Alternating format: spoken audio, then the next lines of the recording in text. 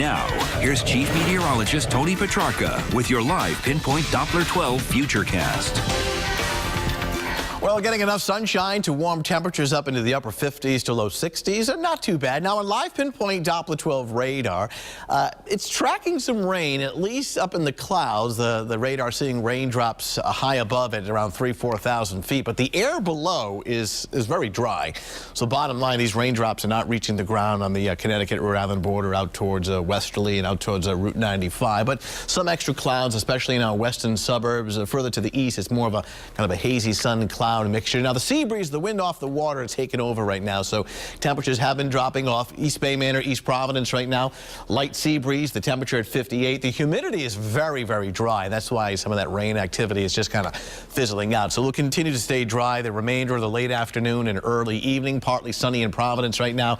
The temperature at 58 with that wind coming straight off, right up Narragansett Bay now, southeast at 10 off the cooler waters. So the temperature dropping off a little bit, and the humidity level is down at around 30%. So dry weather continues. Take a look at the satellite and radar composite.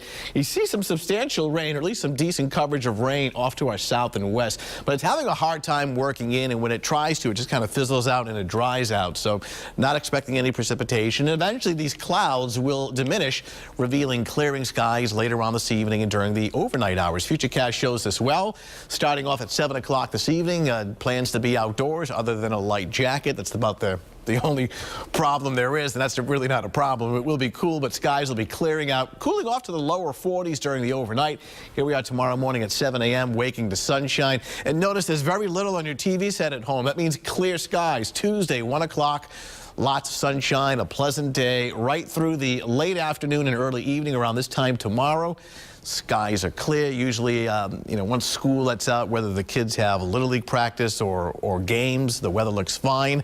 Though later in the day, it will be cooling off, so still keep the light jacket nearby. But we'll continue with the dry weather. Futurecast shows that for this evening and overnight with clearing skies. Temperatures dropping through the lower 40s. Now, it starts off in the 40s tomorrow morning, but with enough sunshine, it'll warm up nicely through the 50s to eventually mid and upper 60s across the interior tomorrow afternoon with a light sea breeze. The coastline will be several degrees cooler, but overall it is looking pretty good. In fact, here's Tuesday in more detail, hour by hour. 53 early in the morning. This time of year, a high temperature usually achieved at around 4 o'clock in the afternoon, and then cooling back to the lower 50s. I mean, talk about a weather-winning streak.